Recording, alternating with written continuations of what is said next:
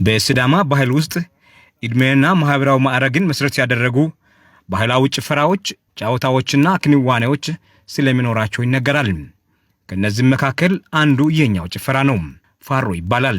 ጭፈራውን በብዙ መድረኮች በማሳየት የሚታወቁት የሲዳማ የክነቱ ባለሙያዎች ትውፊቱ የላቀ ፋይዳ ያለው ባህላዊ ጭፈራ እንደሆነ ለቪኦኤ ገልጿል። የኪነ ጥበብ ባለሙያው አበራ ተውሸም ካራራያ ሆሌ ሐማ ወይ ሐማ ካሮቶ ቶኬቴያ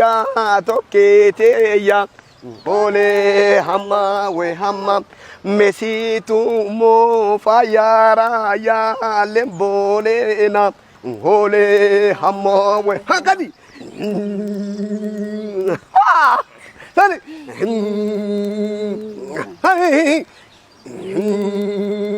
ፋሮ የፍቅር ጫወታ የሚሆነው በዛ ውስጥ ምንድነው የፍቅር ጥያቄ ትጠይቃለህ እንዴት ታገባ ማለት ነው። አንዷን ልጃገረድ እሷን እያሞጋገስኳት እኮ ነው።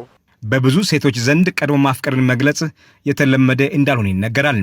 ወይዘሪት መሰረቱም ብቻ እንደምትገልጸው ከሆነ ግን የሲዳማ ሴቶች ለወደዱት ወንድ የፍቅር ጥያቄ ለማቅረብ አንቸገርም ብላለች። በፋሮ ጭፈራ በግጥምና በዜማ ጭምር ፍቅራችን በደንብ እንገልጻለን። ታዲያ ያ ማለት የፍቅር ጥያቄ አቀረብን ማለት ትላለች። አሁን እሱን ፈልጎን ከሆነ ማለት ይታወቃል፣ ፍላጎት እንዳለ ያውቀዋለሁ።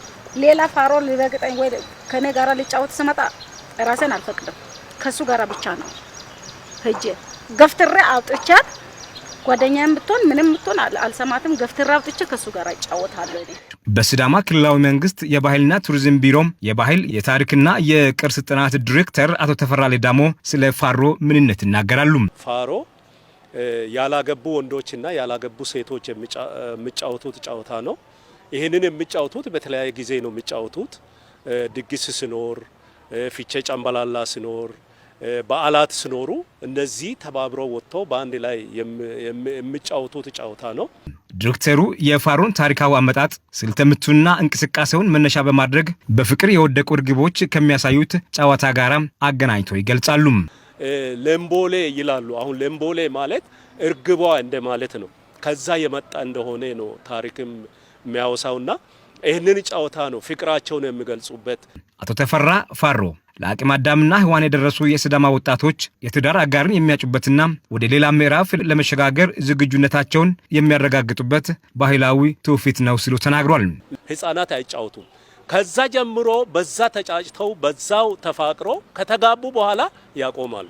ወደ ሌላ ተሸጋገሩ ማለት ነው። በፋሮ ጨዋታ ወይም ጭፈራ ወቅት መሳሳም አለ ወይ ተብሎ ለተጠየቁት መሳሳም የለም ይመስላል በሩቅ ሆኖ ለሚያየውና አገጭ ላቀጅ አገጭ ነው የሚገናኙት። ያላገባች ልጃገረድ በሲዳማ ባህል በጣም ከፍተኛ እንትን አላት፣ ጥንቃቄ ይደረጋል። እሷ ብቻ አይደለም የምትመጣ። በነገራችን ላይ ይሄንን በፋሮ ስትጫወት ወንድሟ ወይም ያጎቷ ልጅ ወንድም ጎረምሳ ወንድም ካላት ወንድሟም አብሮ እየተጫወተ ነው፣ ይከታተላታል በጣም። በጭፈራ ወቅት እርስ በርስ ከተዋደዱም ሴቷ ለእናቷ ወንዱም ለአባቱ ያሳውቁና ወደ ትጭጭት ሂደት ይገባል። በሚጨፍሩበት ወቅት የተዋደሩ እንደሆነም ወንዱ ሴቷን በግጥምና በዜማ ያደናንቃታል፣ ያሞካሻታል። ሴቷም እንደዛው ለአባቱ ሄደው የእከለን ልጅ ወድጃታለሁ በቃ ሄደህ ጠይቅልኝ ብሎ ይልካል። እንዳሁኑ ልጆች ሮጥ ብሎ ሄዶ ራሱ ጠቀስ አድርጎ ይዞ መሄድ ምናምን ብሎ ነገር የለም። በቃ እሷም ቀጥ ብላ ወደ ቤት ከወንድሞቿ ጋር ነው የመጣችው፣ ወደ ቤት ነው የሚተደው። እርሶ አግብተው የልጆች አባት ነዎት። ምናልባት የተጋቡት ይሄንን ጭፈራ ጨፍረው ነው ባለቤቱን ያገኙት?